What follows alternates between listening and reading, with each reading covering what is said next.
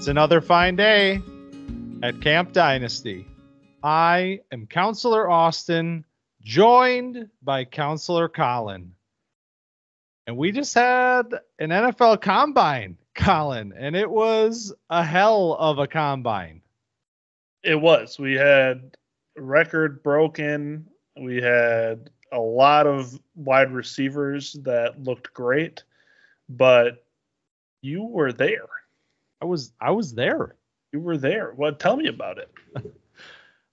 Man, what an experience, first and foremost. Really surreal, dream come true sort of a feeling when you think back to like being 15 years old doing mock drafts in biology class, and then all of a sudden you're in Indy watching these guys. I mean, that was amazing. It's so cool that they've opened it up to fans.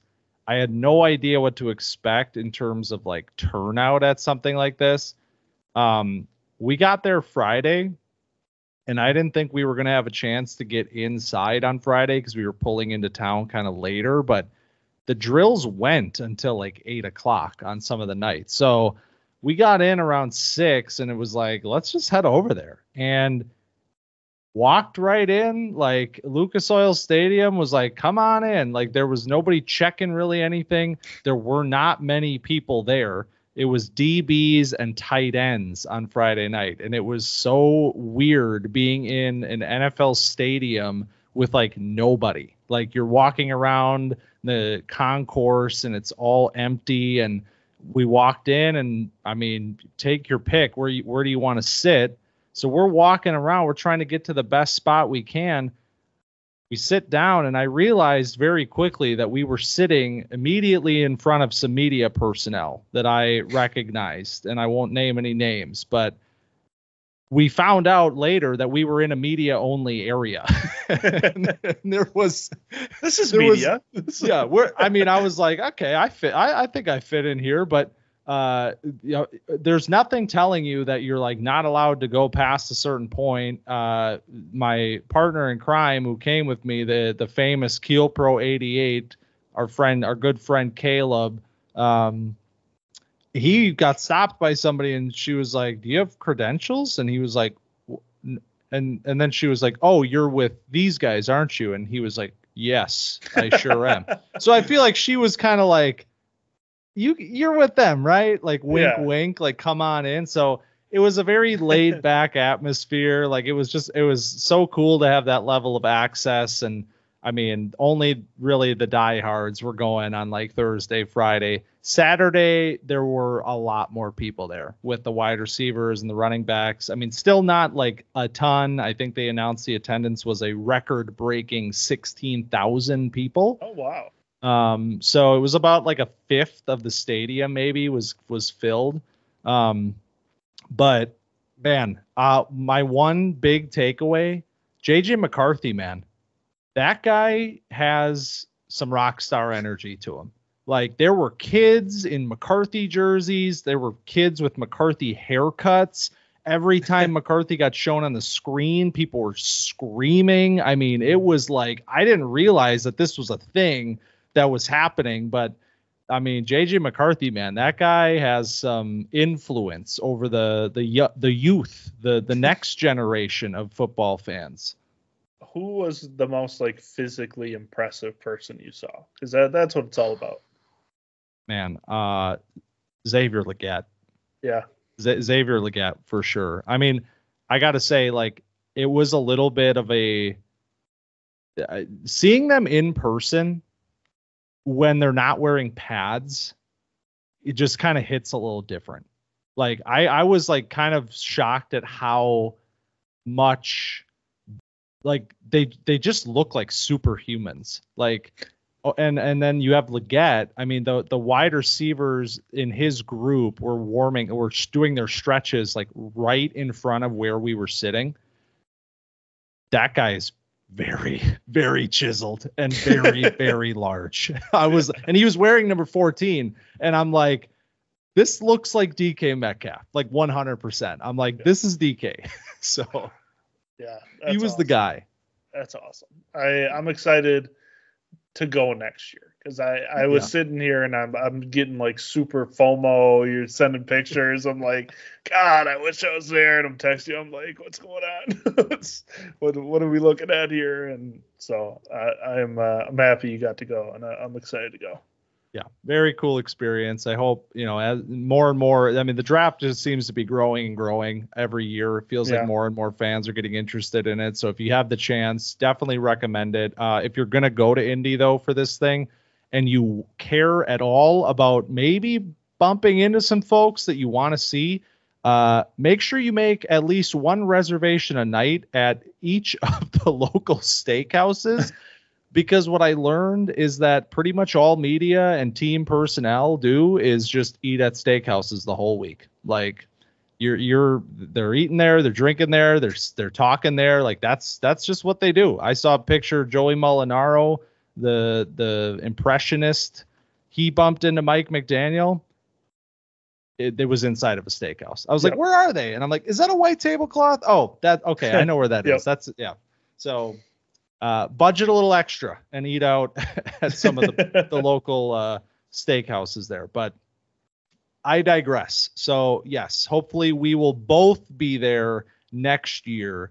But we will both be there next year. Yes, we will both be there next year. So I can't wait for that already.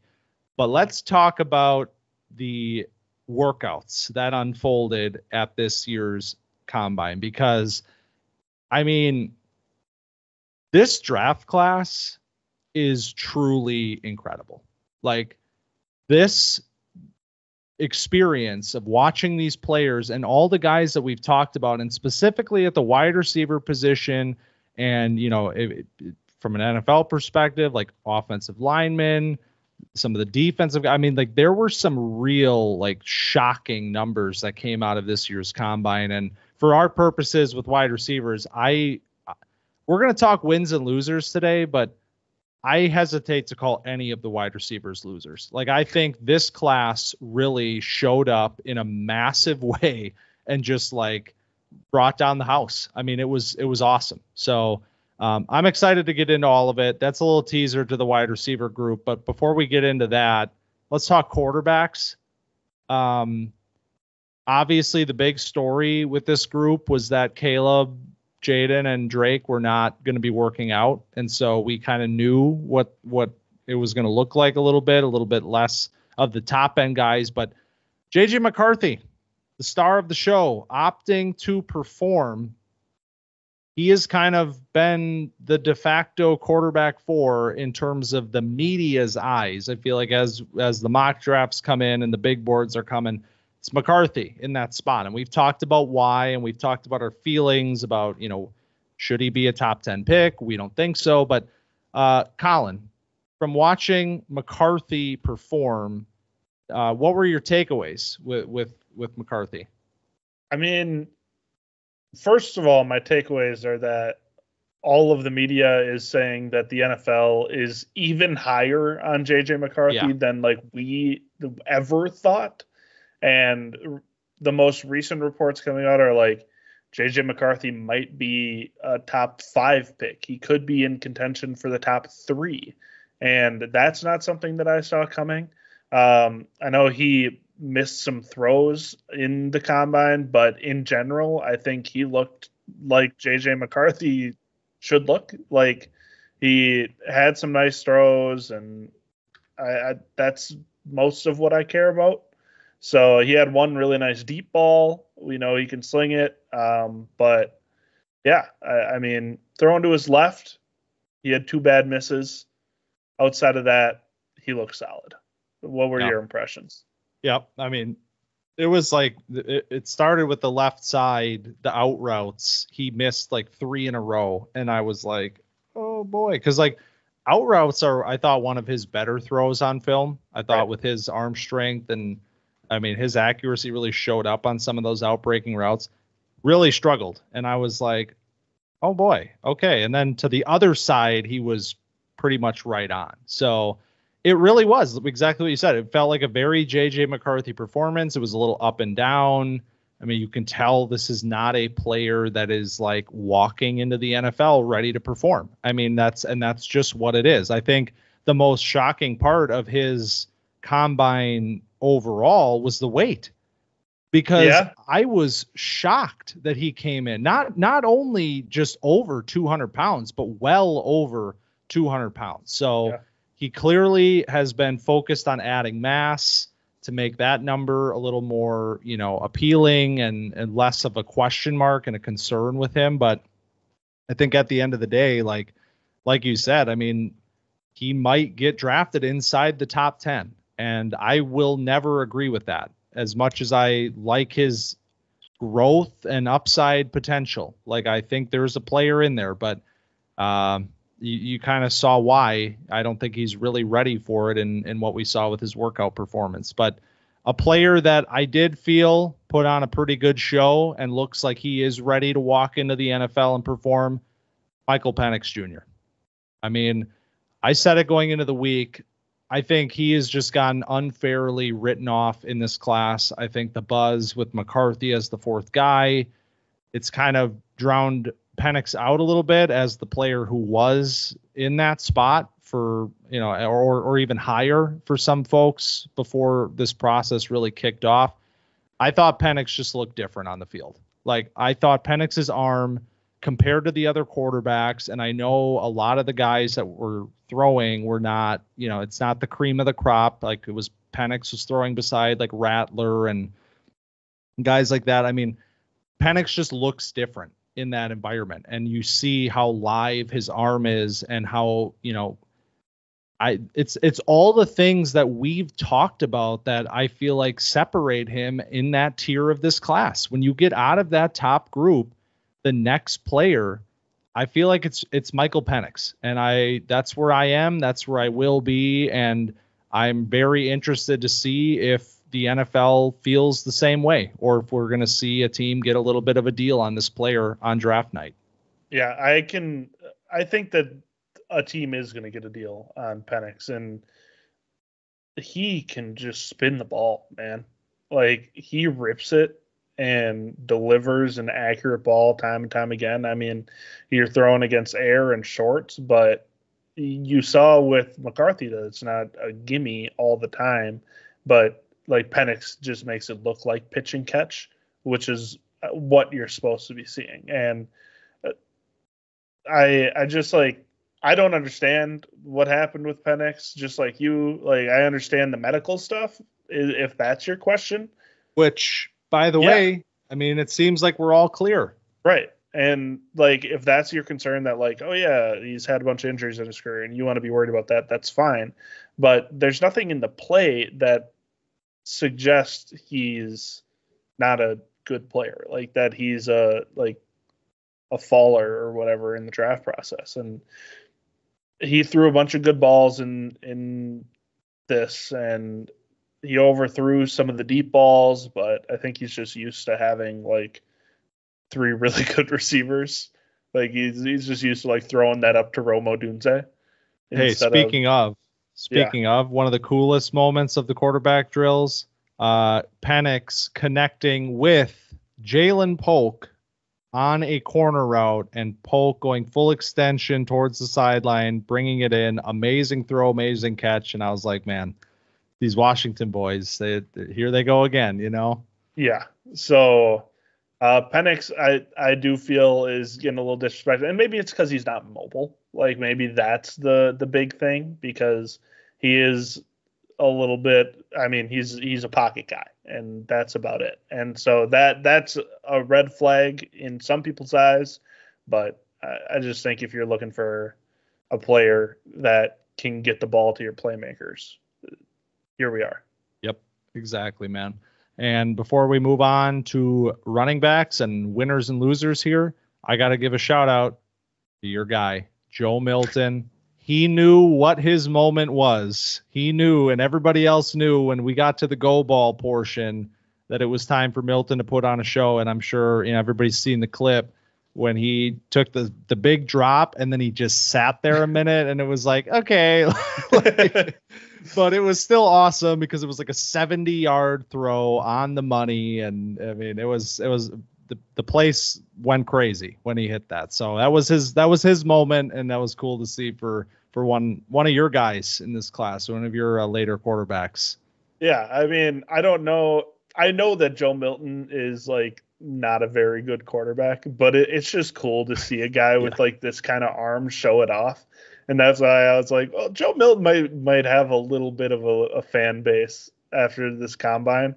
And you see the clips going around of him throwing the bomb that you're talking about, like 70 something yards in the air. And then they do like the radar gun test, and he threw it like 66 miles per hour. And it's like, who needs this? Like, you're going to put a hole in your running back's chest, like throwing a check down, but it's still awesome. So it was fun to see him just get to let loose and just tear the thing. So, I figured that this would be the outcome, but it's cool that he actually let it rip. Yeah, for sure. All right, let's do it, man. Let's talk about our guys, the 2024 campers who showed up, who we have some questions about. I mean, again, I do need to reiterate, this is just one point in time. There is nothing that happened this weekend that should significantly alter anything that we've thought from these players on film. So it's all about contextualizing these performances and understanding why they happen and what do they mean moving forward. So let's start with running back winners. The big winner, we were in agreement on this, was Trey Benson. My running back one in this class. I expected him to test very well. I didn't know if he'd get sub 4.4. I thought maybe low 4.4s would be a really good time for him. And he came in, man, and hit 4.39 and said, see you later. There we go. So that's where it all started, and everything else looked pretty good as well. Really good week for Benson. And I mean, for me, what does this mean? It means I don't see it changing between now and the NFL draft. This will be my running back one of this class.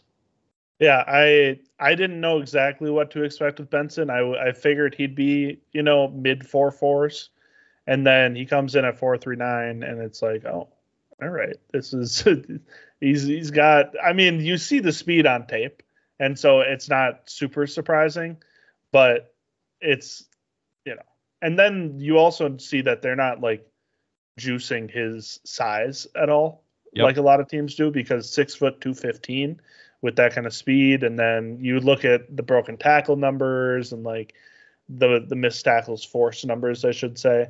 And it makes it makes the argument easier to make to say Benson is, the one of the top running backs in this class. So he absolutely crushed the combine and became, a lot of people's RB1 potentially, but he moved his name up the list. That's for sure. Yeah. And I think that's an interesting part about this class is I think we talked about this last week about, not really expecting a lot of these guys to light it up in terms of the workouts. And I feel like the guys who did, and guys we're going to talk about here very shortly, I feel like a lot of those names are guys that, they're kind of like pick your poison and maybe the RB1, depending on who you talk to. Like, right. I'll just switch gears to this because I thought this was shocking. Another winner for us here in the running back room is MarShawn Lloyd.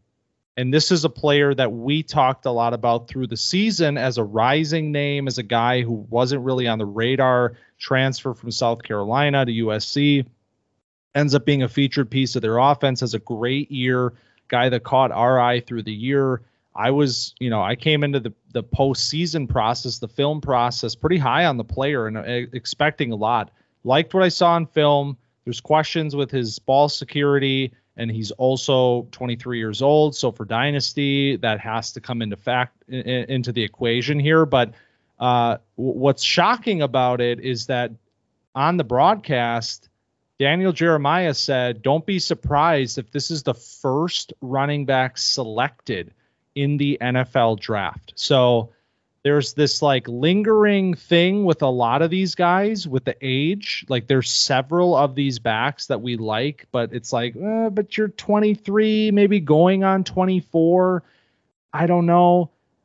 For the NFL, it's not going to matter as much. And a guy like Lloyd, who has such solid tape and ended up testing extremely well at his size, I mean, he might go higher than, we're even prepared for in the NFL draft.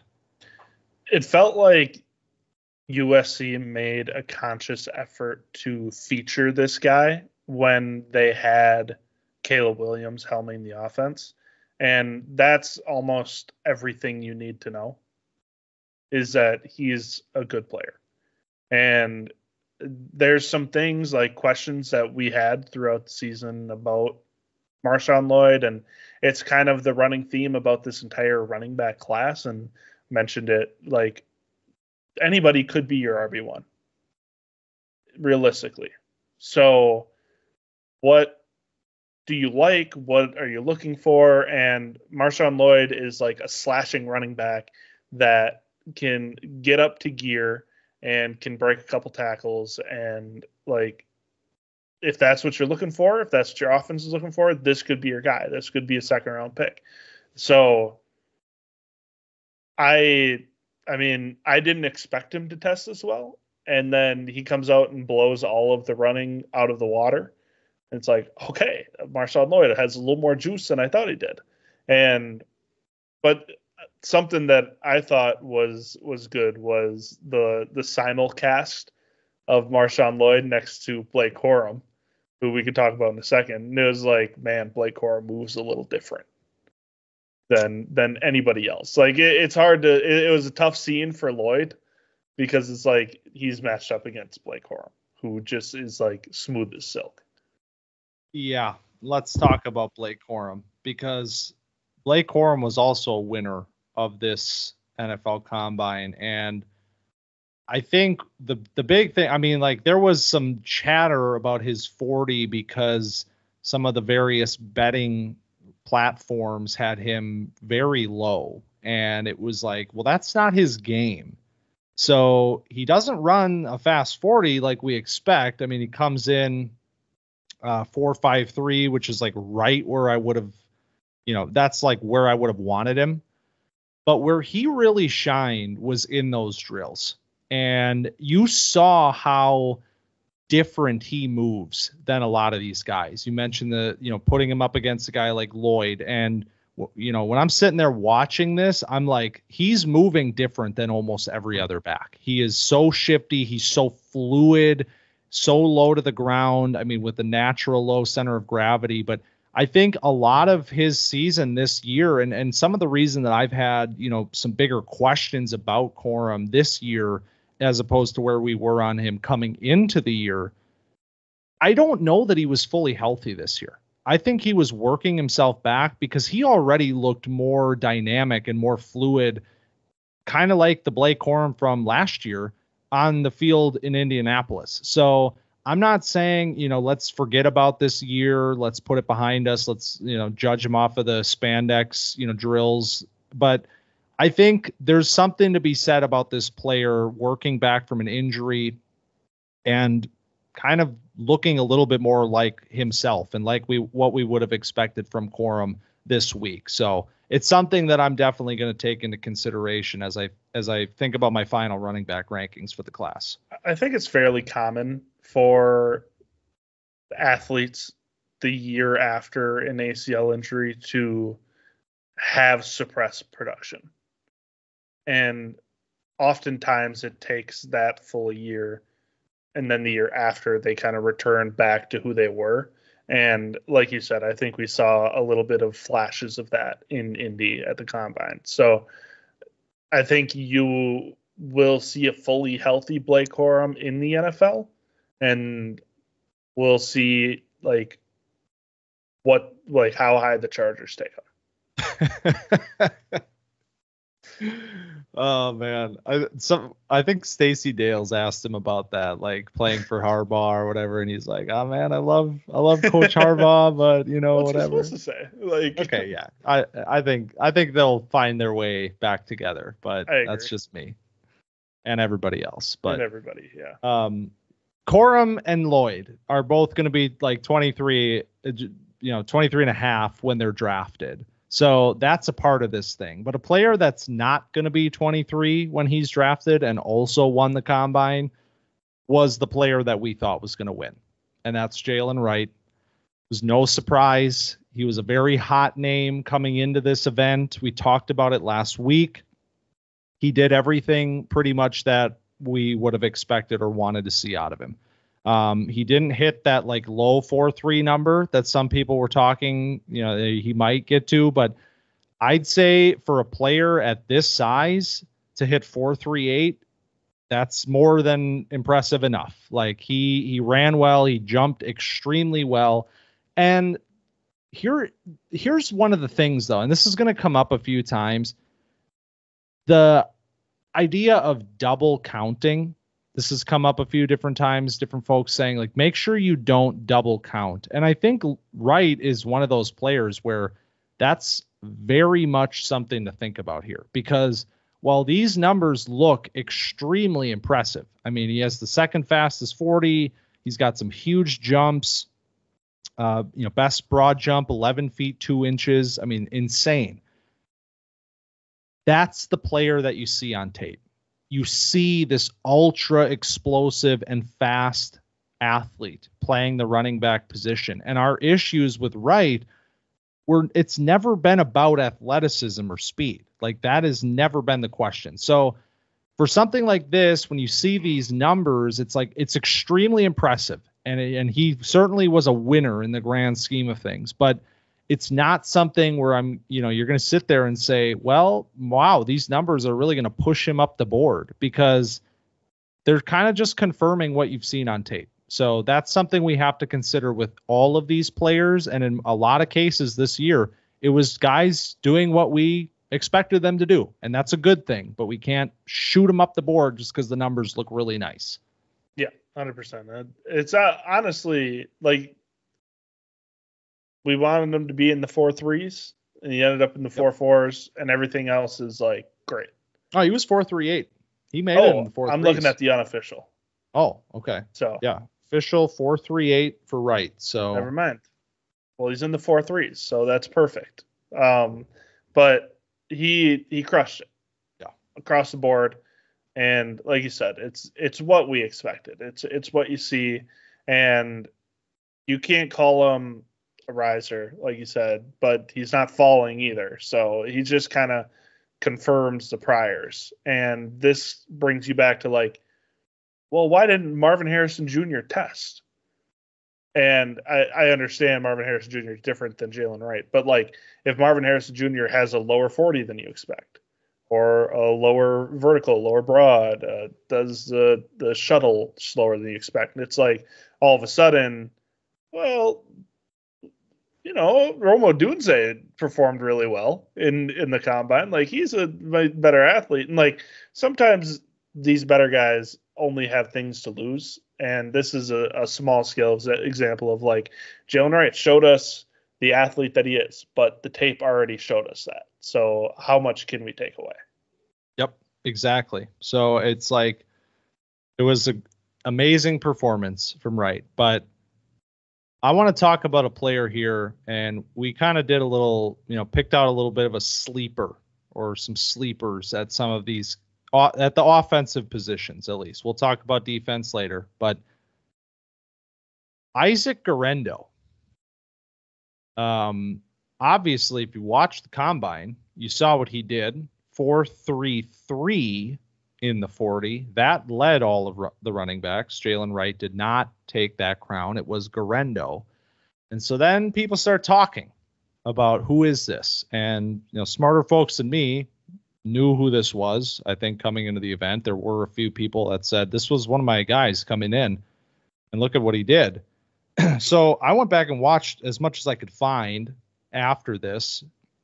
Not a ton out there for a guy like Guerendo, but there was a game out there on YouTube. You can go watch it against Kentucky. I think this is a really solid player, man. I think this is actually a really, really solid running back. And he is another older guy. This is 5 years. He spent 4 years at Wisconsin. So he's not getting on the field at Wisconsin. He's behind guys like Jonathan Taylor. So he ends up transferring to Louisville for his 5th year. And then he's behind Jawar Jordan, who was one of the best running backs in the country this year. But behind Jordan, he managed to have his best season in college, 810 yards rushing on 132 carries. That's good for 6.1 per carry. 11 touchdowns, also caught 22 passes for 234 yards. So he had over 1,000 yards all purpose this year, playing as the 1B in this Louisville offense. I mean, my take here on Guerendo is that this is just discount Jaylen Wright. I mean, Jaylen Wright is, I believe, like 2.5 years younger than Guerendo, and that means a lot. But if you're talking about like day 3 guys and who has a chance to stand out as a day 3 running back this year, I think Guerendo is pretty much near or at the top of that list. I mean, his tape was really solid, man. He has some, I mean, the speed shows up on his film, like unquestionably. There was this one run, it was a counter tray in that Kentucky game where they got the right side or the left side of the line is pulling, and you got the tackle filling the outside. You got the wide receiver crashing into the safety. The cornerback's unblocked. It's his job to make this guy miss. He does it with pure speed.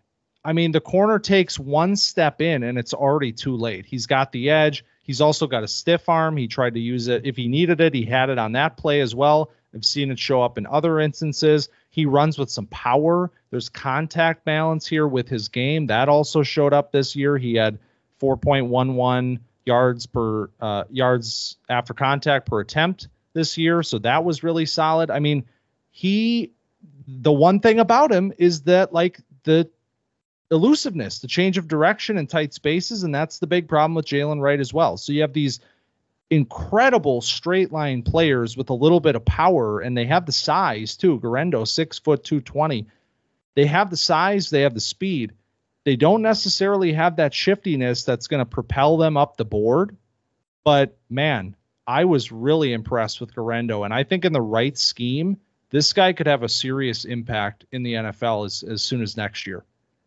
Did you mention that he's 6 foot, 220 pounds? Dude. He's doing all this as a big fella. Yeah. And he's got the fastest 40. He's got the highest vert, the longest broad jump. He's the second most athletic running back prospect since 1987, since these RAS scores started being tracked. So, man, this could be a guy that really helped some draft stock, because 810 yards, 11 touchdowns is fine, and like the tape is the hit or miss, like you said. It's like when he gets those like breakaway runs, it's like, oh my god, like this guy can fly and he can break tackles. But there's also like a little bit of a lack of nuance almost to his running game. But when you have an athletic profile like this, you get teams interested, like ears perk up.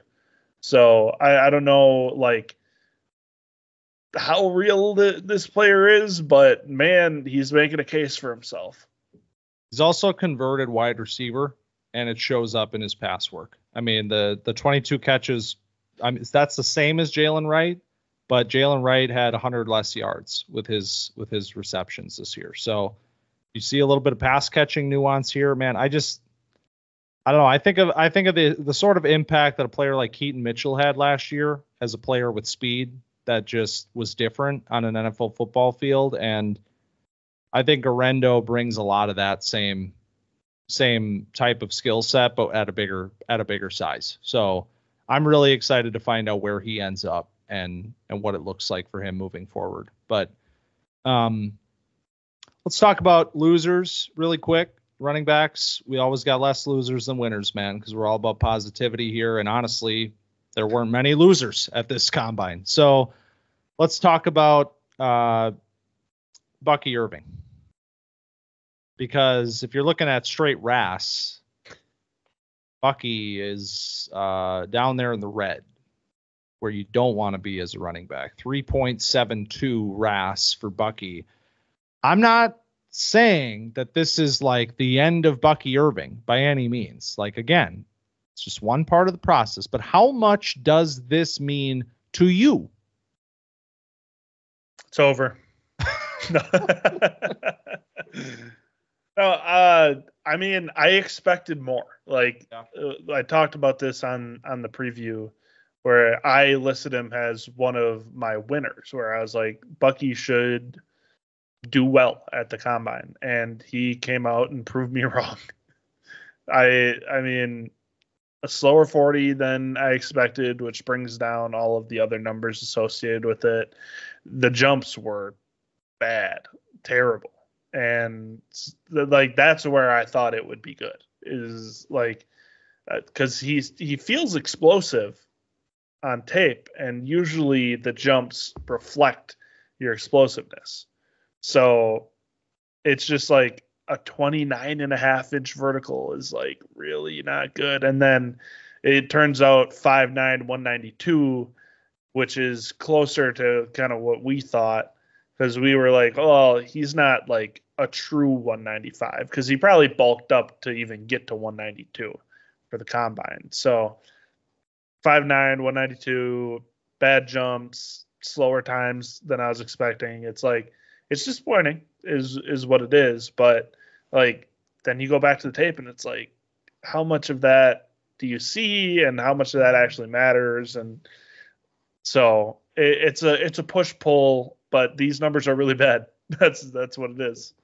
Yeah, I know it's very shocking. Like, I also would have expected him to test much better. Again, like, I'm not here to say like it's over for Bucky. Like, I trust what I saw on tape. I saw a player that was loose, had explosiveness, good change of direction, surprising power at times for a player that's sitting at about 190.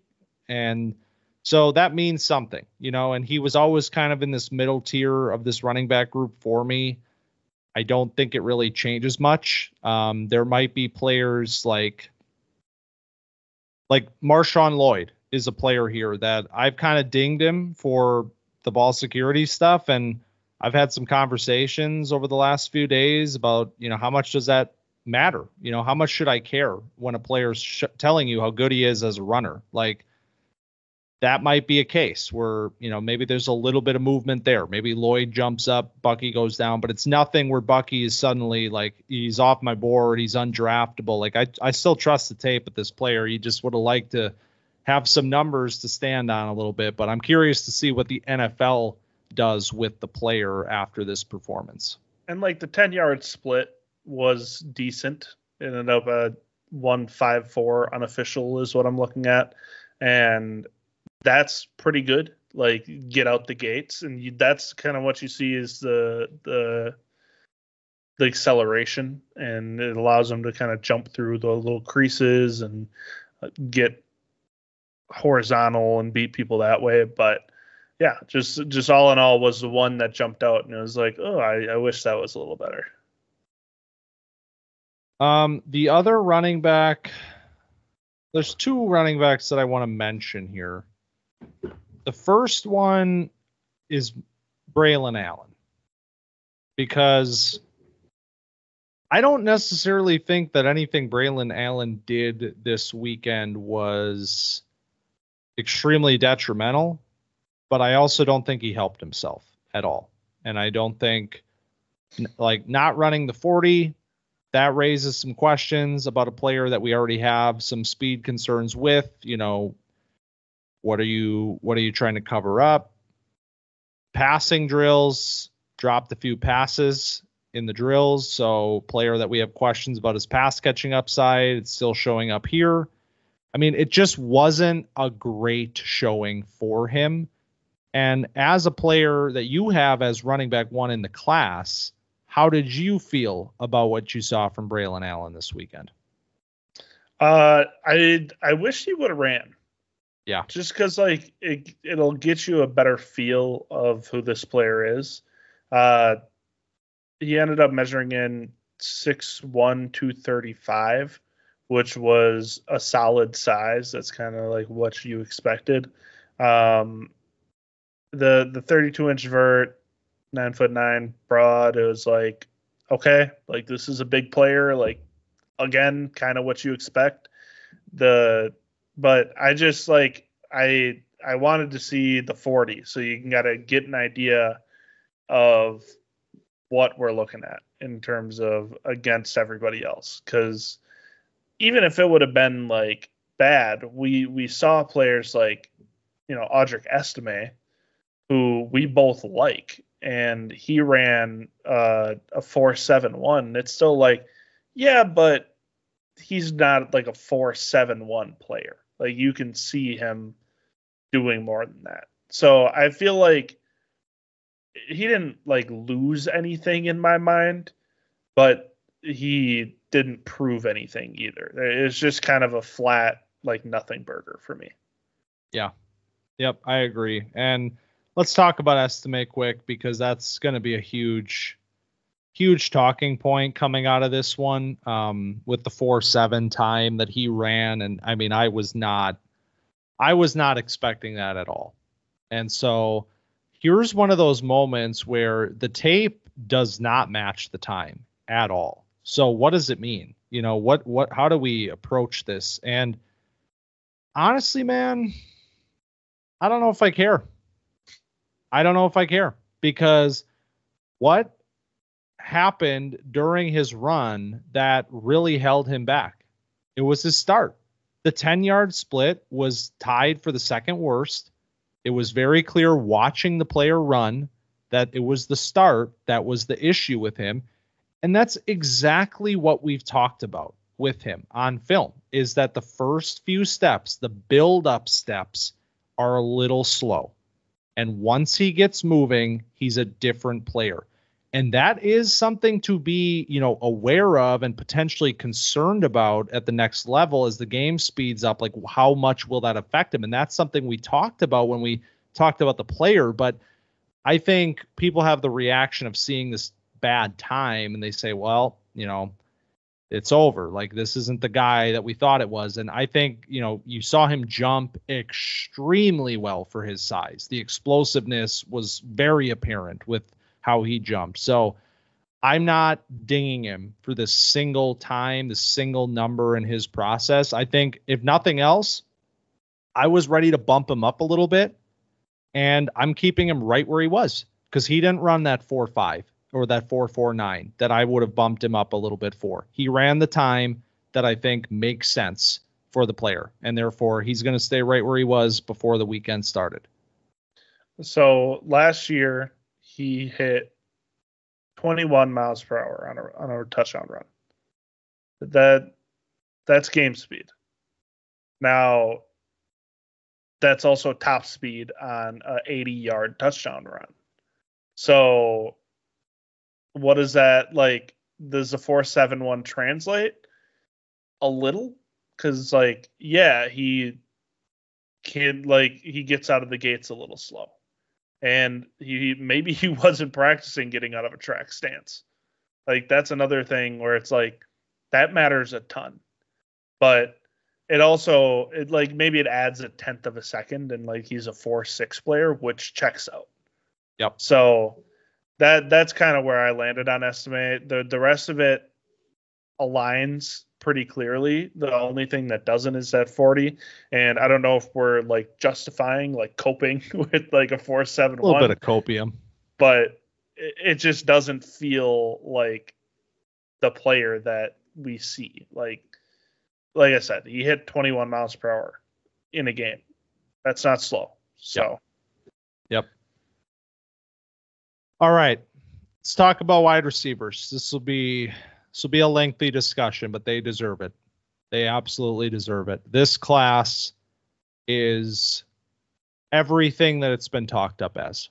I mean, watching these players live on the field, it was breathtaking at times to see these guys and to see how many of them were exactly the player that you thought they were. Like, how many guys have we talked about for the last 5 months? And to see all of these names come to this part of the process just before getting drafted and to just continue to show you that they belong in these conversations, it's awesome. I mean, this is truly one of the best wide receiver classes I can remember. Maybe the best ever. So let's talk about some of the winners here. And I feel like there's 2 players we can start with, and they're kind of winning for the same reason. It's A.D. Mitchell and Brian Thomas Jr. All right, let's not bury the lead.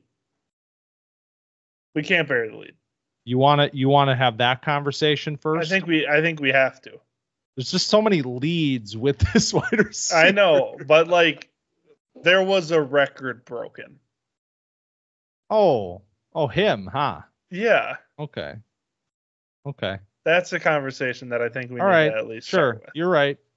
Okay, Xavier so Worthy. That's the 3rd lead, actually. I thought there was another lead in between my I know the one you're thinking of, but we're gonna go Xavier Worthy. Okay. Broke the record for the fastest 40 in NFL Combine history. I mean, does it line up with what you see? Yes. Does he feel like the fastest player ever? I don't know, but he feels really goddamn fast. So this does check out. So how did it feel to see Xavier Worthy break a record that was held by a guy who meant nothing to the NFL?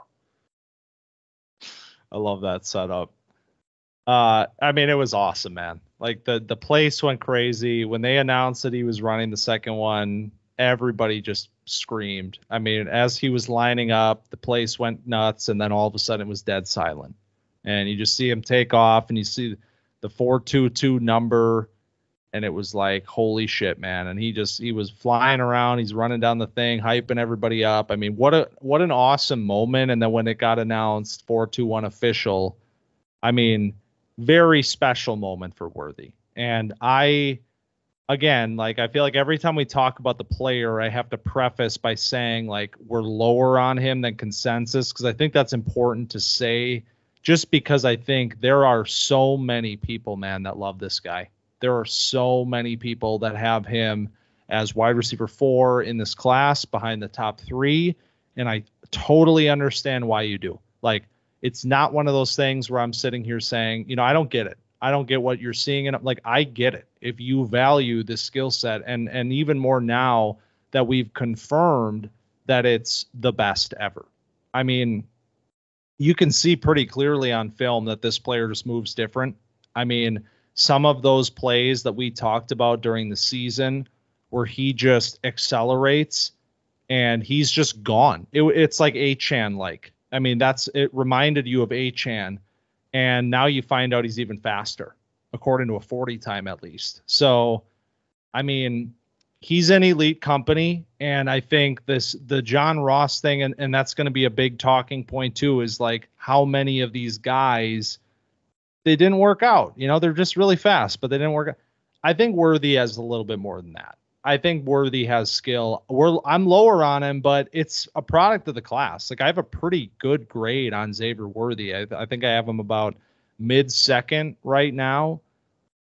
I mean, he is what he is. And that's the thing. Like, he is what he is. And if you value the speed, you're going to be higher on him. And if you value, like, what are you doing for me on a snap-to-snap basis, you might be a little lower on him. And that's where I am. So I'm excited to watch the player in the NFL. And there's a few fits that you can think of off the top of your head that you say, and if he goes 32 to Kansas City, we might be having a different conversation when we do those mock drafts rankings post NFL draft. But for now, really cool moment.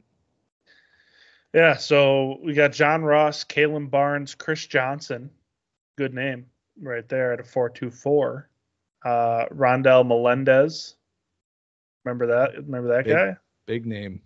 Melendez. Yeah. DJ Turner, Dree Archer. Huh? Hey, I know that name. Tariq Woolen. Hey. Yeah. He ran a 4.26. Good player. Jerome Mathis, Marquise Goodwin. 2013. Henry Ruggs. Well. Could have been. So it's a list of names is what it is. But the thing about Worthy is he had good production in 2 of his 3 years. And, man, he can run routes. He is a great deep threat. Like, if he ends up, like you said, in the right team, in the right scheme, and a team that will use him down the field, like, I'm thinking of you, Buffalo. Like, if we can get Josh Allen a real deep threat like Xavier Worthy that would match up really well with Stephon Diggs, that would be great. Or the Chiefs, who don't have a real wide receiver. Like, the bottom of that first round, a lot of those teams could use a guy with this kind of speed and nuance to go along with that speed. I think the big problem with the names at the top of this list that I just went off, like John Ross, Dree Archer, like, they were just speed. They were return guys who were used kind of gadgety. I mean, like, Archer used a running back, but it was like, what really was Dree Archer? John Ross, he was a receiver, and like after the 40, it was some hype around him, but he was never a real player. I mean, Xavier Worthy, a lot of that was injuries too. Like, we got to remember that with John Ross, because I really like the player, and I mean, sometimes it's just a matter of injuries. So when you're that fast, your body might not be meant to move that fast. That's what I'm saying. I don't know. So Xavier Worthy, I think, is a more nuanced player than anybody, like any of the offensive players on this list outside of like Chris Johnson. So take that like with whatever grain of salt that you want, but I think that he'll be a better player than those names. You can't just say like, oh, well, fast players don't do good. It's like, that's a stupid take. Right. Yeah, I know. And the size thing comes up with him too. It's like, I don't have him lower because he's smaller. You know, it's like he came in 165. Okay, that's even smaller than we thought he was. But I don't really care. You know, like, that's not the reason why I have him lower. Like, there's things on his film that you want him to be better at. The hands got better this year, still a question mark. You know, snap to snap. What are you getting with him? Sometimes the physicality. I mean, it's going to, you know, at the size, that's where the size shows up is can he handle the physicality sometimes? But when you have a player that's showing you this level of speed and the flashes that you get from him, and especially on some of those manufactured touches, I mean, it's pretty easy to understand why the NFL is going to value the skill set very highly. It's just a high variance fantasy player, in my opinion. So what do you do with that, and how do you value that? That's really what it's going to come down to. But let's talk about his teammate, A.D. Mitchell and Brian Thomas Jr., 2 players that came in at 205. Mitchell coming in at 205 was actually kind of shocking. Like, yeah, Brian Thomas Jr., that's what he's listed at. He came in. A.D. was listed at 190. Mm-hmm. He came in at 205. I was like, wait a minute, what? And then I started to get a little nervous because it's like, if he's 15 pounds heavier than I thought, what's he going to run? Because I expected him to run like 4.43, maybe like low 4.4s probably. And then I saw that. I was like, oh, maybe, I don't know.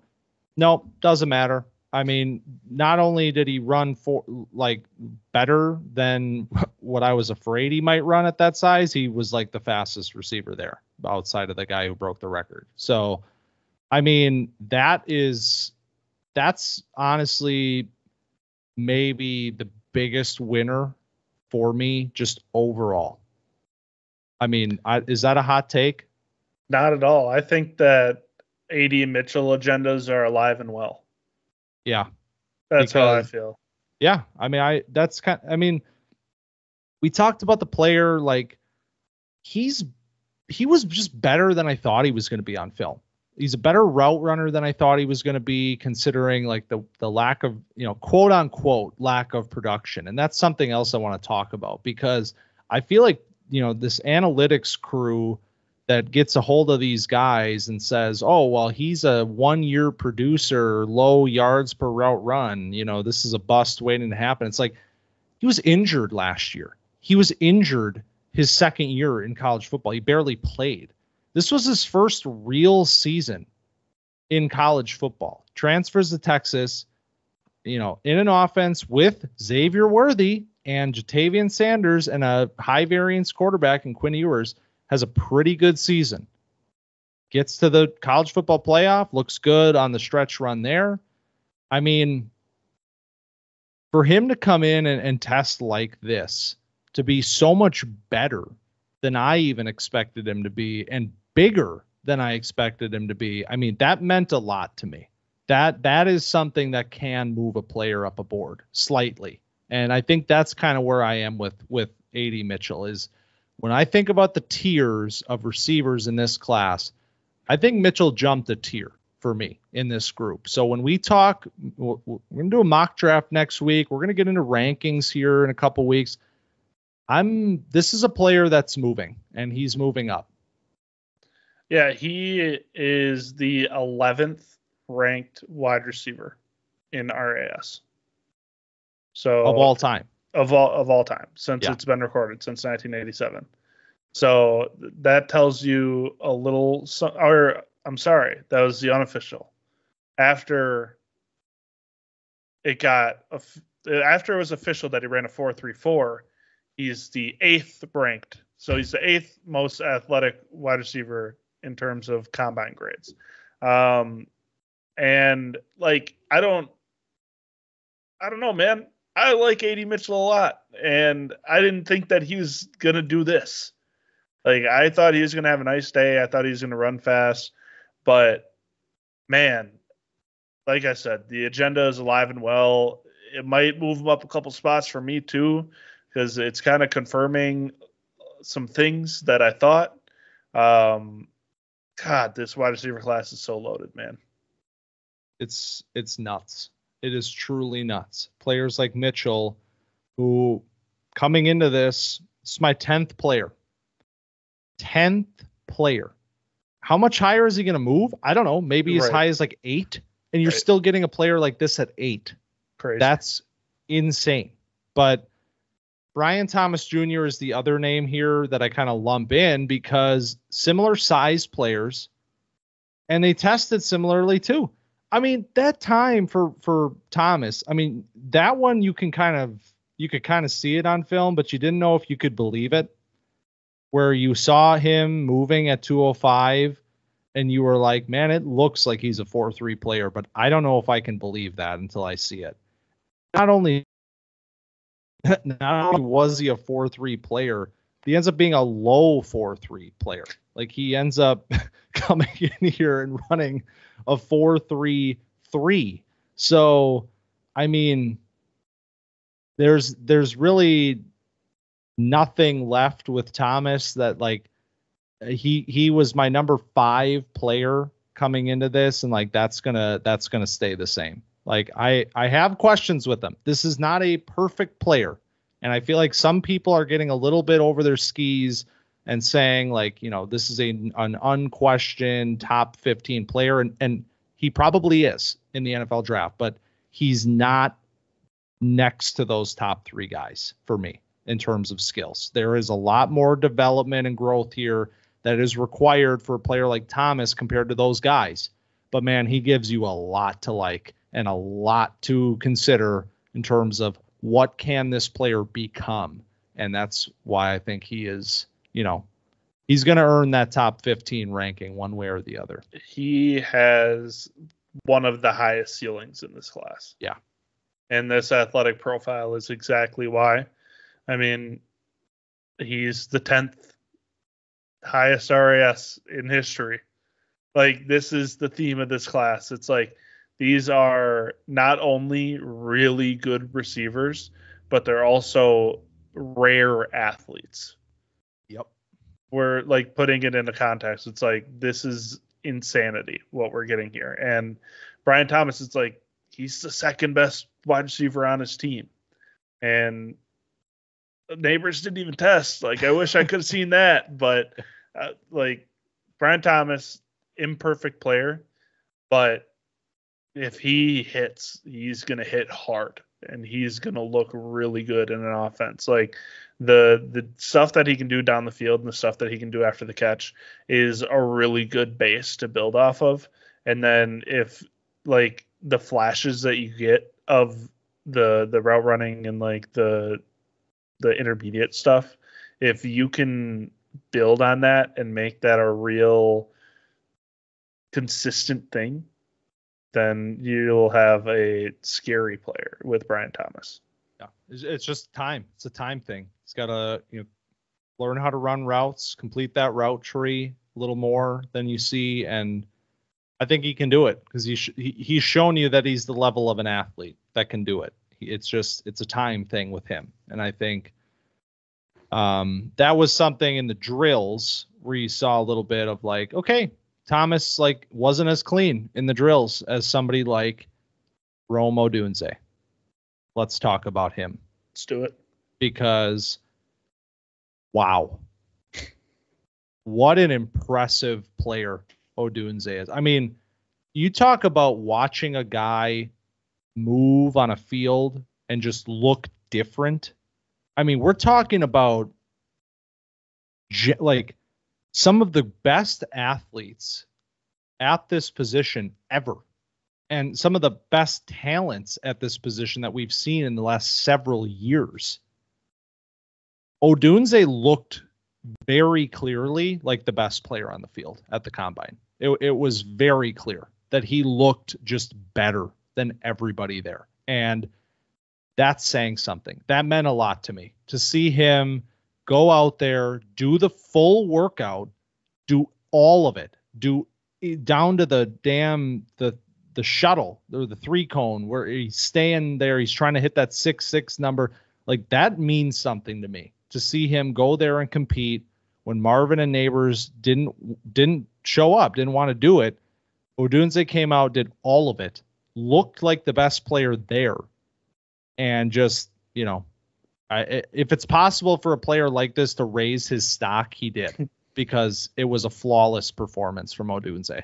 I think a lot of people are going to move Odunze up to wide receiver 2. And I don't necessarily, like, I can't disagree with it. I'm going to keep Neighbors at 2. Same. But, like, Odunze, incredible player. And impressive combine. And he did everything right. Like, answering questions, he was great. Doing all the drills. Like you said, the 3-cone, he ended up with a 6.88 officially, but he stayed on the field until he got the score he wanted and did it over and over again, and that's awesome.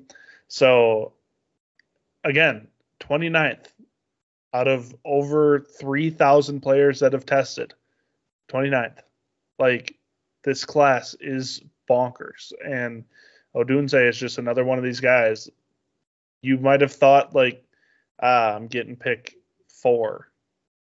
3, like I'm going to miss out on Marvin or Caleb or Neighbors, and it's like, no, you're not missing out on anything. Like, this is almost a 1A, 1B, 1C kind of thing, where it's like these 3 wide receivers, they all give you something a little different, but they're all really good. Like, you don't have to feel bad about drafting Odunze to your team. That's the thing, man. I think that's what happened. I think he became 1C. I think that's what it was, because I still have Neighbors too. I mean, I was drinking a little Kool-Aid on Saturday. Like, I mean, hard not to. It's hard not to. And I like, we can talk about like how much that matters. Like, Marvin and Neighbors like not showing up, and Neighbors was especially interesting because he didn't measure at all. So I'm like, are you smaller than we think you are? Because I don't know why you wouldn't measure. Like, if you're 5'11", 190 and not 6 feet 200, like, doesn't really change what I think about you, but like it kind of does a little bit. But I'm not moving. 5'11's a lot different than 6 foot. It is. It's a whole inch. It's like when you're like buying a car and it's like $4,999. It's like, that's not bad. Right. $5,000. It's like, Jesus. No, man. I can't do that. Yeah, what are you talking about? That's the 5'11 versus 6 foot thing. Yeah. So we'll see what he comes in at the pro day. I'm really curious now to see that, but I think Odunze just doing it, showing up, being big, being fast, being really athletic. I mean, he closed that gap where I'm in one quarterbacks. I think if you're sitting at number 3, you could feel just as good as a team sitting at number 1 in pretty much any other draft class. Like I truly believe that there are 3 bona fide number 1 overall pick type of players in this class. And that's awesome. Don't you think pro days are just like propaganda? Yeah. Okay. Definitely. Because like they could just tell us that Malik Neighbors is 6 foot 200 because that's what they've been doing all year. Right. I mean, like, is it confirmed that we're doing the measurements in the public eye? Like, can we get cameras on it? Because I want to make sure. I want to see the tape measure. Yeah. All right. We could sit here and talk about wide receiver winners all day. Let's keep doing it. Yeah. Let's do that. Let's just do it. Outside of Odunze, I mean, I want to talk about the other Washington receivers, though, because they're all so good. They're all so good. I feel like Jalen McMillan got really just pushed to the side because of the year that he had with the injuries and not really being on the field. Odunze kind of taking over. Polk coming into his own as the number 2 option, and he was also great this week. But man, I gotta get back in on some Jalen McMillan film because he looked really good this week. He tested really well. He looked super clean. I think all 3 of these guys are just really good players, and that's kind of shocking to think about them all being on one team. Yep. Oh, there's a reason they made it to the national championship. There's a reason this offense was so prolific. And you look back at some of the stat lines that like Michael Penix was putting up. Well, those 400, 500 yards had to be distributed to somebody. And it was all 3 of these guys. And they all looked great at the combine. Like, obviously, these 2 guys aren't quite Odunze, but they both had great days in their own right. And they're going to end up being like day 2 guys, I would think. So I think they solidified that with solid combine days. Yep.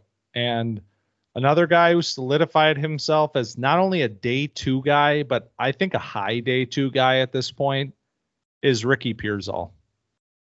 What a freaking off season for him, man. This process has been amazing for Ricky. I saw somebody tweet, he has not dropped a ball since the season ended. Through the Senior Bowl practices, through the combine drills, he has not dropped a single ball in this whole thing. Like, the hands are amazing. The athleticism was out of this world. I mean, people expected him to test well, but like, he was one of the best testers from the entire position group. And I just think, man, this guy we're running out of reasons why he's not going to go like top half of the second round. I feel like he's earned that sort of capital, and he's in that tier of this class where early second in Dynasty, that's, I think, where we're talking about a player like this at this point. I agree. I mean, the guy has the complete package. We didn't pay a ton of attention to Florida and Pearsall in general this season. And then like you see the catch and it's like, oh my God. But that stuff happens. Just like random people sometimes do random things. But then it turns out that he's not just a random guy, and he's like a real prospect that can do a lot of things. And he's a good route runner, and he has mitts. Yeah. Like, that catch was not just a one-off random thing. Like, the kid has good hands. So you're looking at a guy that can catch the ball away from his body, has a crazy catch radius, and then can run routes. And then he puts together an athletic profile at the combine where it's like, oh my God, this kid is also running like a 4.41. Like, he's putting stuff together. And then he's also 6'1", 190. You got yourself a player, folks. So, yeah, here we are. Ricky Pearsall making his case. I don't even have him on the list, but I got to shout out Lad. Like, I need to shout out Lad because the 4.39, he put himself in exclusive company, by the way. If you know type of stuff, 4.39, sub 4.4 for a certain group of players. But which group? Just the white guys. Yeah. But no, I mean, it was, again, it's like everything you saw on tape from McConkey, the speed, the route running, the hands, all of that. Again, it's all on display here. None of these guys, like, everybody confirmed how good you thought they were, how athletic you thought they were on film. Lad was one of those guys. In terms of sleeper guys, like, and it's crazy to call these kinds of players sleepers, but Malik Washington, yeah. You want to talk about another player that's aced the draft process, coming from the Shrine Bowl, in which he was excellent there, looked above the competition, comes in here. He tested way better than even I expected. Like, I thought he was a good athlete for sure, but like 42 inches in the vert, 42 and a half, I think, is what he jumped. And he looked really clean in the drills too. There were multiple moments where I watched the guy come out and I'm like, wait, who was that? Oh yeah, that was Washington again. That happens so many times. This guy is clean, man. He is so clean. He is going to be a real contributor. I'm convinced of it. I think he might end up going later in the draft based on volume alone, and that's why he's a sleeper. But this caliber of a receiver, man, where he's going to get drafted is crazy. Yep. And then, like, he's a smaller player. He's a slot guy. And teams need that.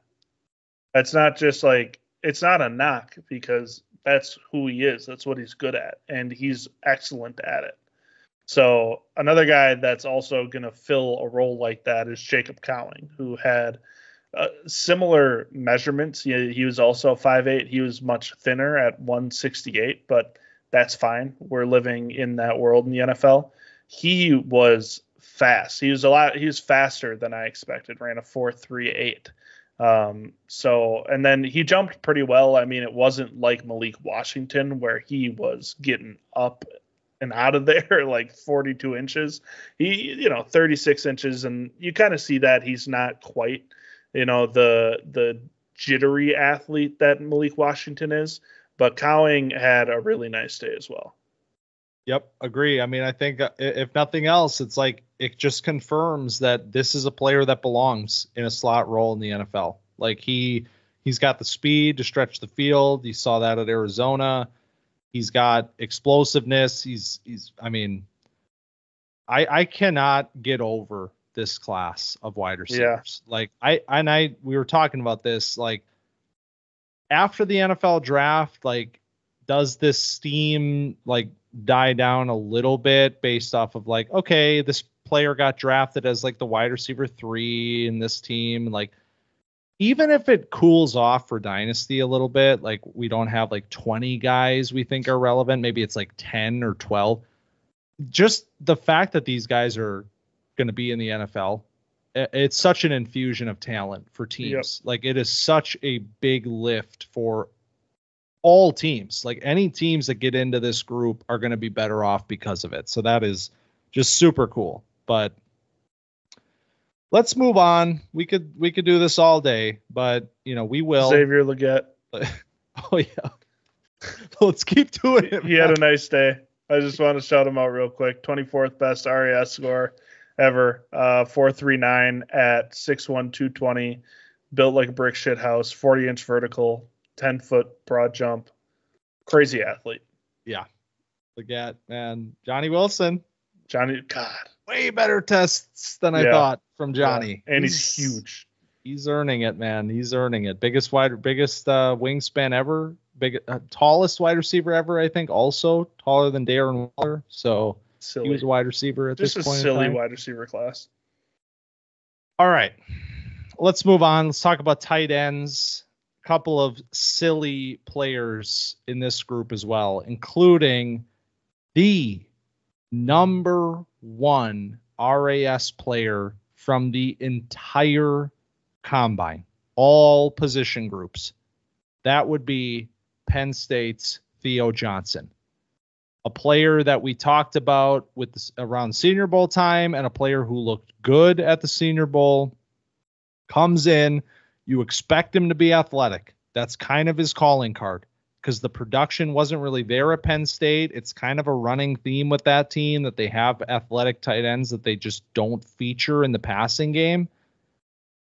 But man, I could not have expected what we saw out of Theo Johnson. Shocking numbers at his size. How much does that mean to you when you consider how little this team, the Nittany Lions, used him over the last 2 years? I was just blown away by how good these numbers ended up being. And like you said, he had the best RAS score. He had the second best all time for any tight end to test. I was just like, he didn't seem like this kind of athlete to me. Like, he didn't seem like a one-of-one tight end athlete. And to see him come out and do this, it's like, okay, you have my attention. Like, I understand you didn't get the ball at Penn State, but some front office is going to take you just based on this performance. And because you showed like some stuff in your season, in your limited touches, and then also in the Senior Bowl, you had a great week.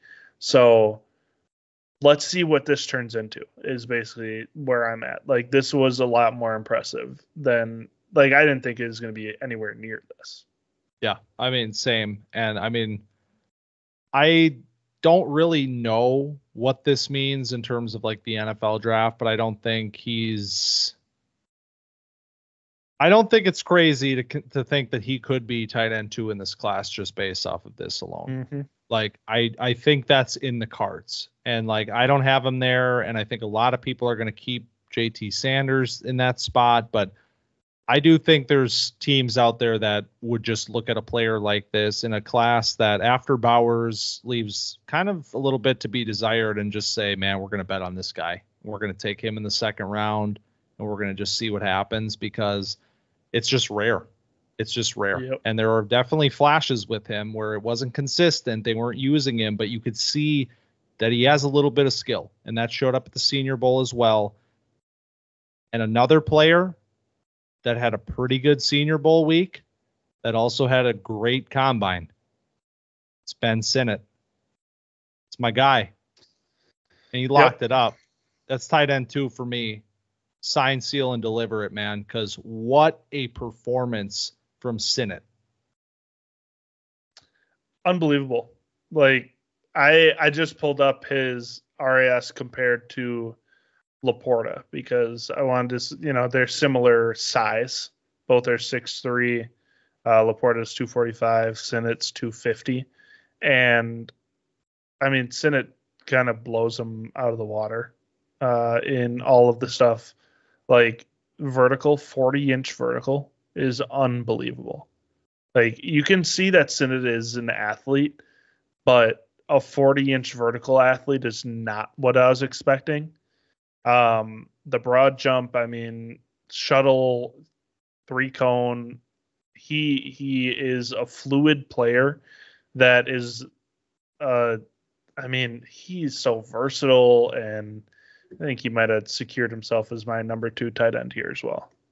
I mean, it's just, when you see a player that runs legitimate routes as a tight end, and I mean, he's got production behind him. He was featured in this Kansas State offense. He's running legitimate routes out there.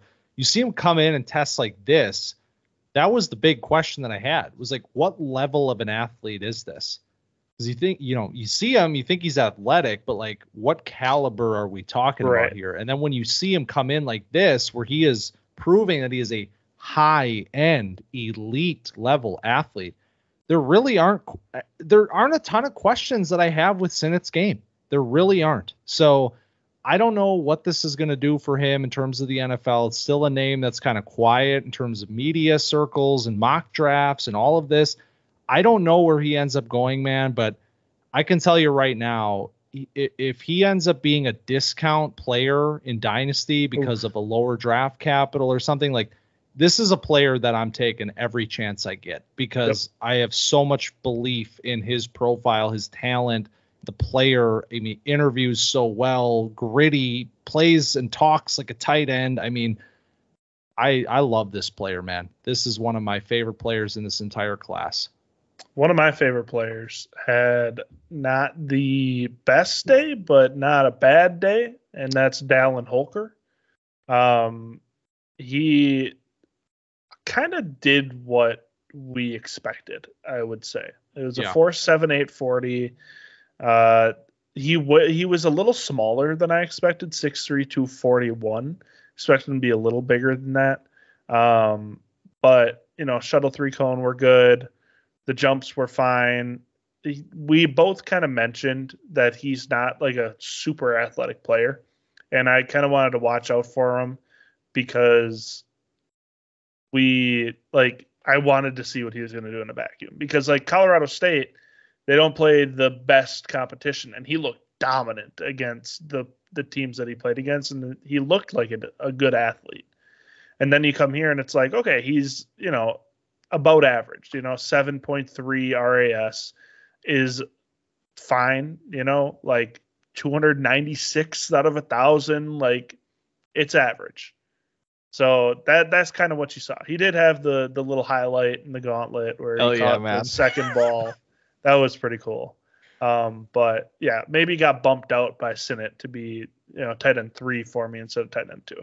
That was awesome too, because when we talked about him, you were like, yeah, he's making one-handed catches on film. Like he's making these, and I'm like, of course he does this in the drills too. Like so cool. But, under the radar guy that really shined, I'll shout out Devin Culp really quick. I don't, the 4.47 is just out of this world. Like it's incredible that he ran that. Need to watch more of that player.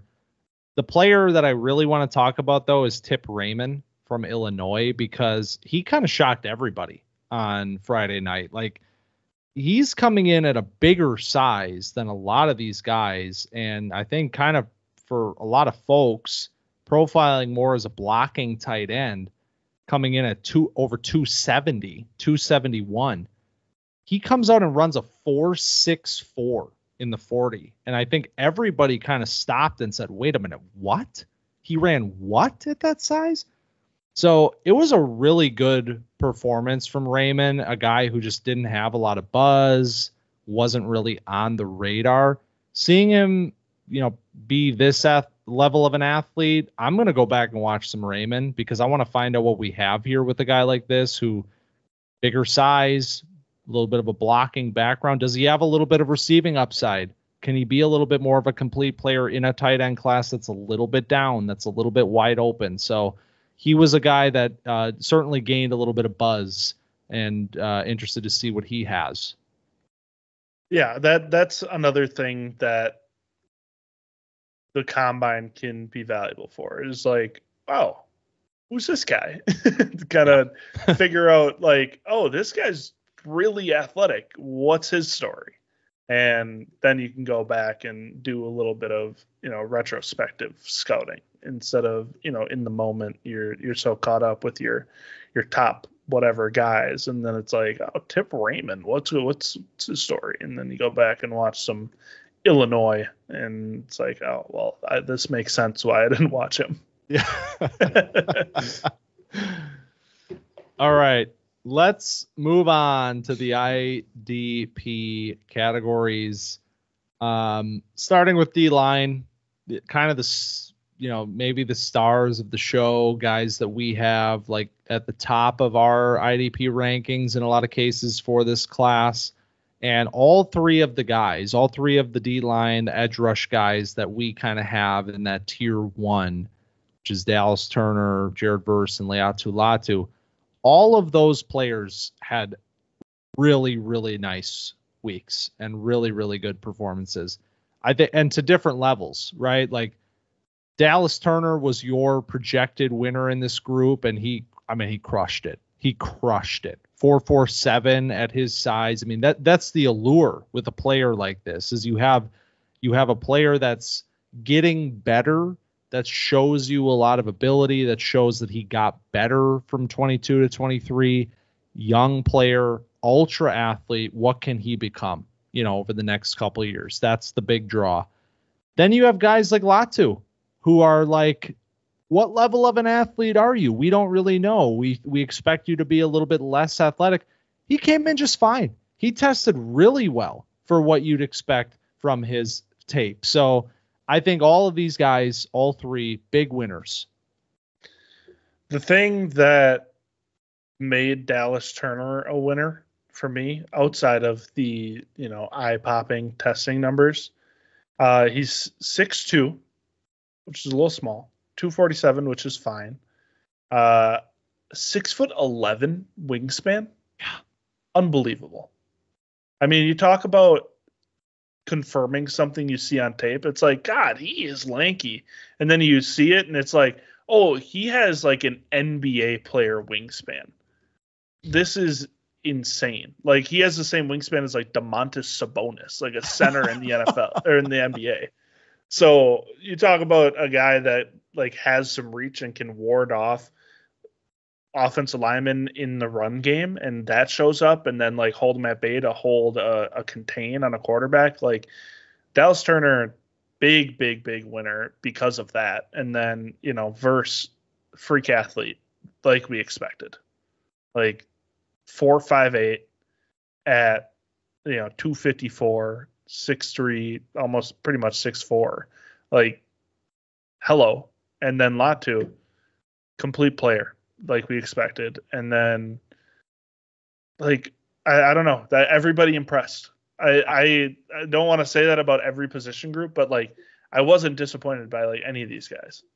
Right. I know. And that's the thing. That's how kind of like we're in for something really special with this group, because all these guys just, they leave nothing to be desired. The tape, the testing, all of it is so good. Jared Verse, man, I mean, I love this player. Like, for him to come in and test like this, where it's like, I expected him to test really well, but like 4.58 at his size. I mean, it's crazy. He was the fourth fastest D lineman. I mean, the 10-yard split was really solid as well. 1.6 there.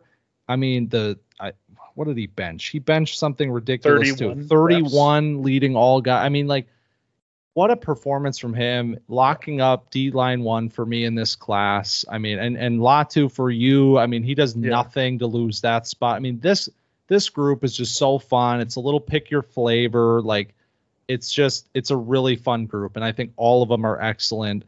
And then the other player here is the guy that I picked as my winner from this group, and he showed up. It's Chop Robinson. I mean, this was his moment where it was like, we have this tier of guys at the top, and this is, we expect them to be the tier that comes in, on draft night and gets drafted in that sort of 8 to 15 range. Chop Robinson, I think it's just hard to ignore numbers like this if you're an NFL team, and you might want a little bit more from him in terms of what he shows you on tape. But we've seen this so many times with the NFL draft with these players that, the tape might not be like perfect. It might not, there's certainly something to build on, but it's not right where you want it to be. But man, when you test like Chop Robinson did, you're punching a ticket in the first round, in my opinion. I think that back end of the first round that became a place where we can expect Chop Robinson to get his name called. And so in IDP, I mean, he might slot into that sort of second edge tier, which might come a little bit later in this class, but an interesting name there in that spot. Yeah, for sure. This is the end of the first round of the NFL draft is right where these kind of players usually slot in.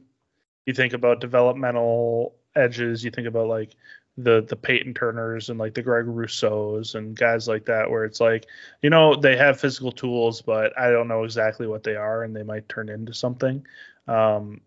Chop is exactly that. And I want to give a quick shout out to the guy on the stopwatch this year. Oh, He was like 100th of a second off on all of the unofficials. Incredible work. Like, I couldn't imagine doing that and being that accurate. So shout out to you.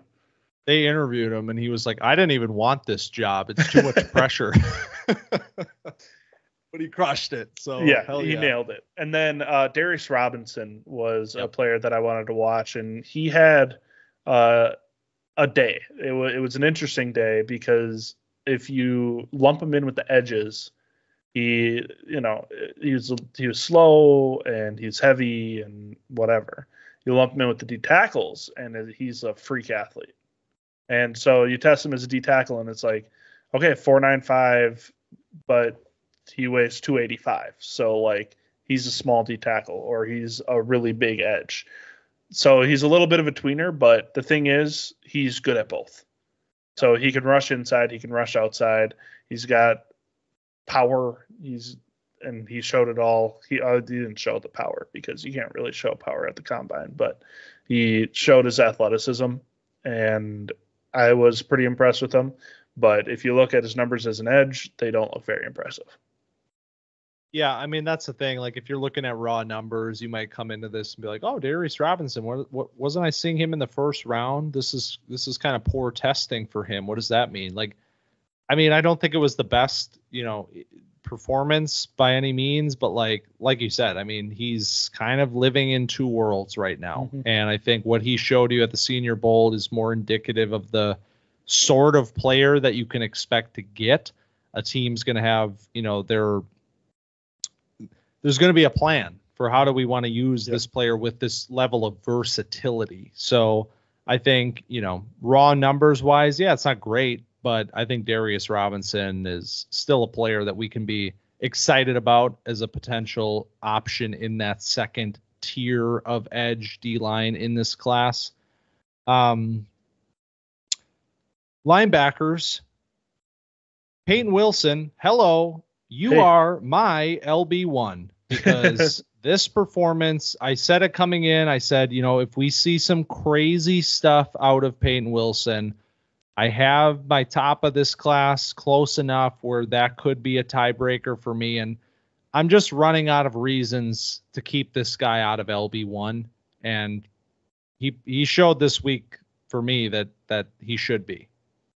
Yeah, he had an incredible day. The only thing that I'd worry about is like the arm length because short arms. But outside of that, everything else was, really impressive. And I mean, that's what you see. Like, you see a guy that can fly sideline to sideline, that can make athletic plays, that, can track any player down. I mean, 233 is a little light, but guess what? There was only two linebackers over 240 at the entire combine.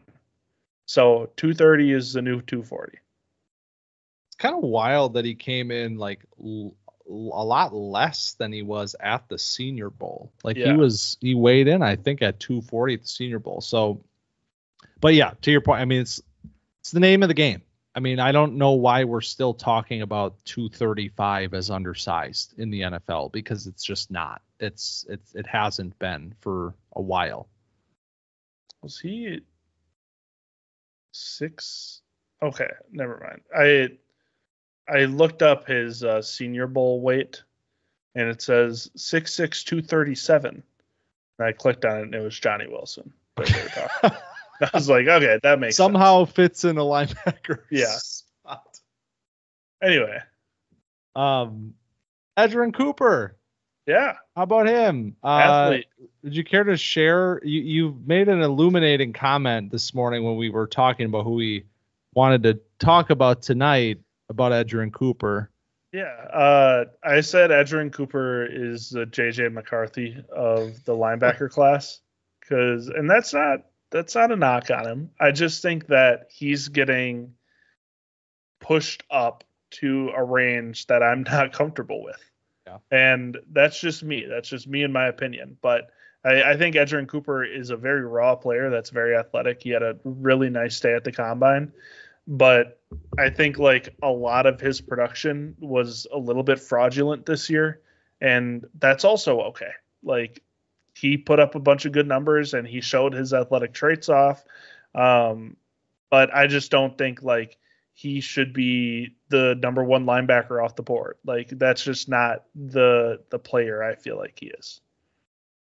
Yeah, I'm also probably going to be lower than consensus with Cooper because it's just a player that's gotten a lot of love, and a lot of people think he is LB1 or LB2 in this class, and I'm a little bit lower on him as well. But I can't, 9.34 RAS for Cooper was really nice. That was everything you needed to see from him, because a lot of what this player is right now is just an athlete. Mm-hmm. I mean, there is a lot of, ironing out that needs to happen with Cooper's game as a linebacker. But one thing that he certainly is big and athletic, big in relative terms for linebackers these days. I know it's like he's still 230, but, and super athletic. So we confirm that here.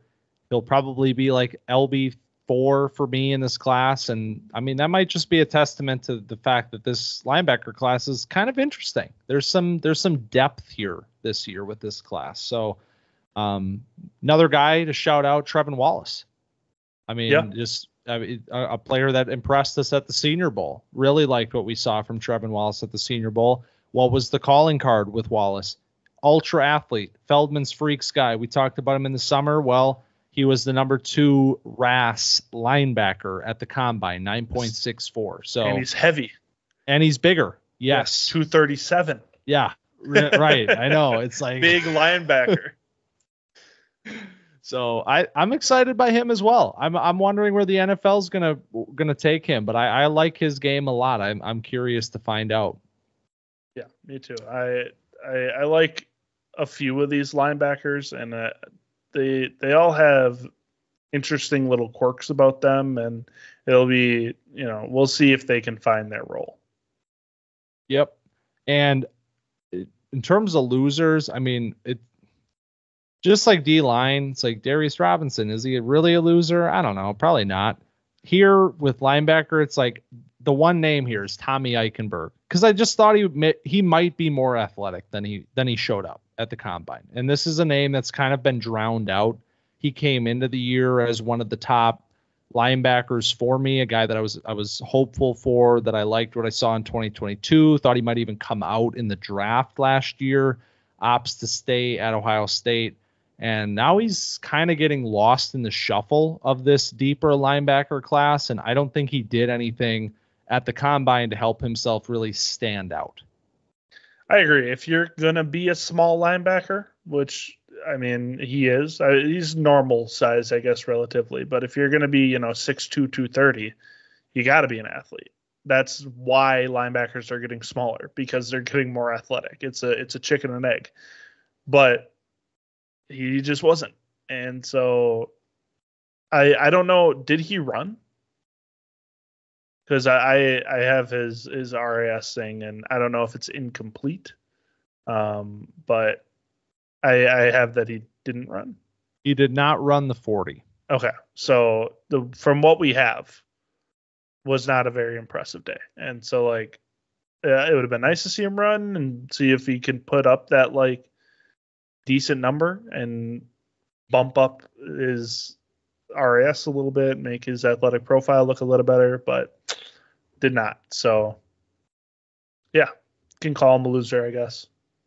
Eichenberg, Camp Dynasty legend. That's right. Anybody who we've talked about for more than 1 year. Camp Dynasty. Tommy legend. Two Thumbs, Gus Johnson called him. Hell yeah. All right, let's wrap this thing up with our favorite position group. It's defensive backs. I really only have 2 names to talk about. One winner, one loser. Tyler Nubin, man, he just looks different. He just looks different. It was when we got there. I was glad we got there on Friday to see this, because I was just so impressed by how he moved on the field compared to these other guys, and being a bigger player. I mean, he just looked more physically imposing than a lot of these other guys. A lot of the DBs this year, a little skinnier, a little smaller in stature. Nubin filled out, looks big, looks very smooth. I mean, everything I saw from him on the field this week kind of just confirmed, what I've seen from him in terms of, I think this is just the no doubt top safety in this class, and a player that really is the one and only like DB one here. Like, this is the tier. Like, this is the DB that I'd maybe feel comfortable drafting this year. I don't know if I'd draft another DB from this class. Yeah, I think I agree. And I just want the Packers to draft him at 25.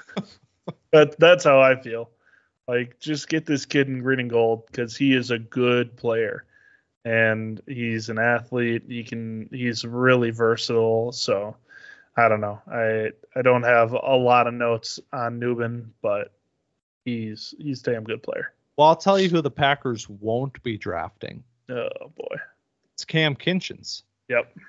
I mean, I'm not going to sit here and, again, it's like, I'm not going to sit here and say because Kinchens didn't test well that he's not a good player.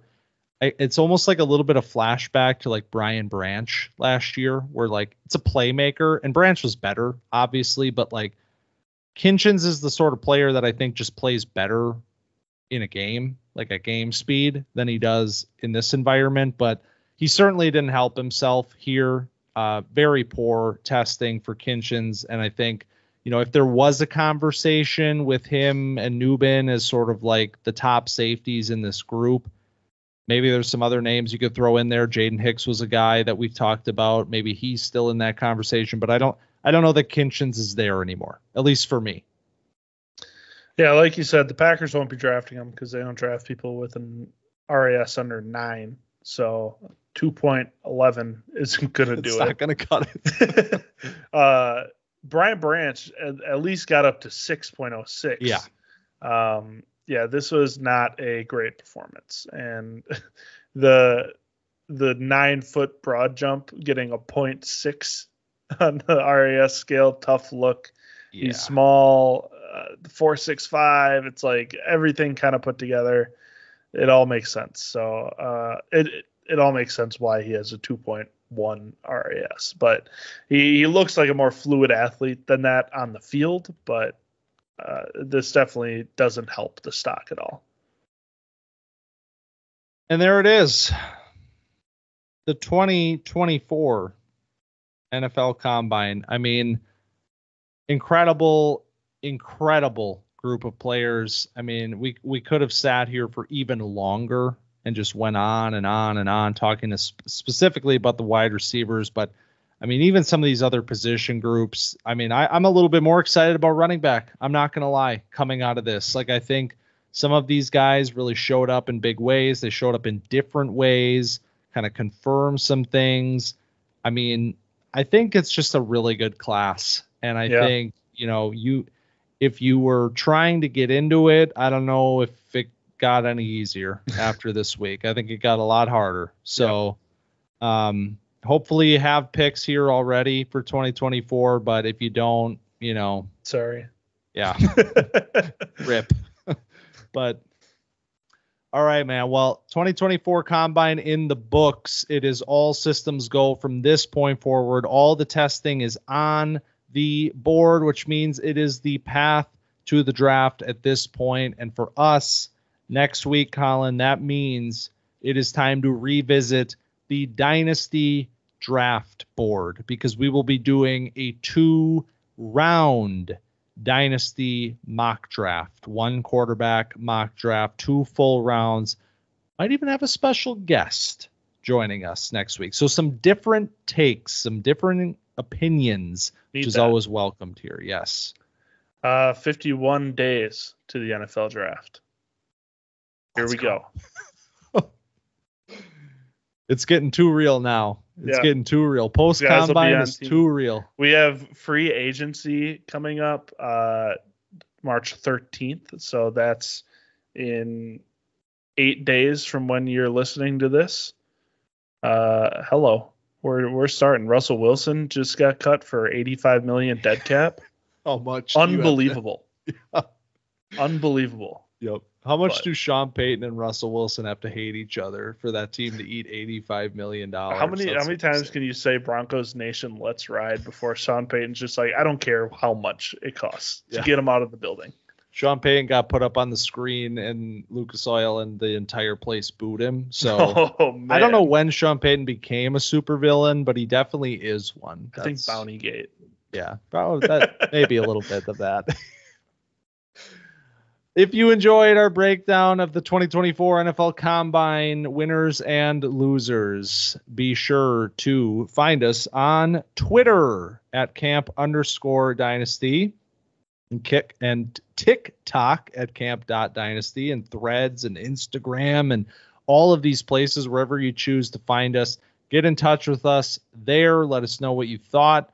Also, subscribe to our YouTube channel, Camp Dynasty. Great place to get in touch with us is the comments on YouTube, which we read.